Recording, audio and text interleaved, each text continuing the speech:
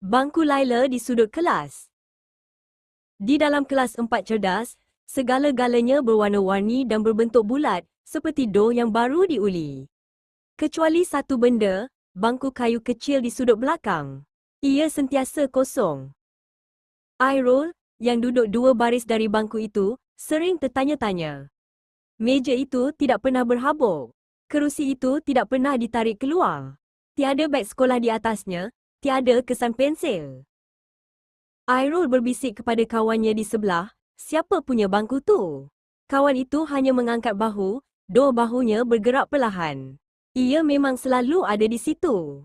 Tapi tiada sesiapa menggunakannya. Apabila semua sibuk dengan kerja mereka, Airul melihat Puan Noh.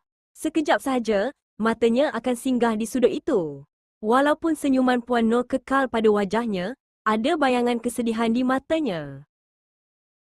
Selepas loceng terakhir berbunyi, dan bunyi geseran beg sekolah beransur hilang, Airul mengambil keberanian. Dia berjalan perlahan-lahan ke arah meja Puan Noh.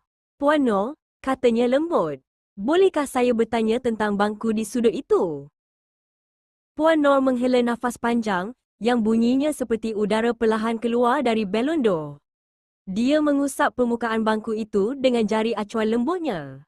Bangku itu, Airul, milik seorang murid bernama Laila.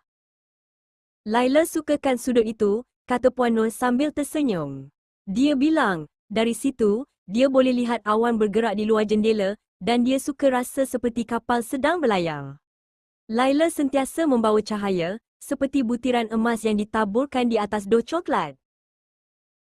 Laila telah pergi, bisik Puan Noh, suaranya menjadi lebih rendah. Dia terpaksa pergi jauh, jauh dari kita.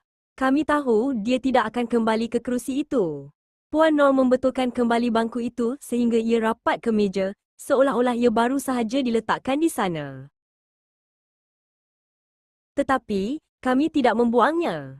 Kami menjaganya bersih. Kami menjaganya tetap di sini, jelas Puan Noh. Ia mengingatkan kita bahawa setiap tempat duduk adalah penting. Ia mengingatkan kita untuk menghargai kehadiran antara satu sama lain dan menunjukkan empati kepada mereka yang mungkin tiada di sisi kita lagi. Airul berjalan pulang ke bangkunya sendiri. Sudut itu kini tidak lagi kelihatan, kosong.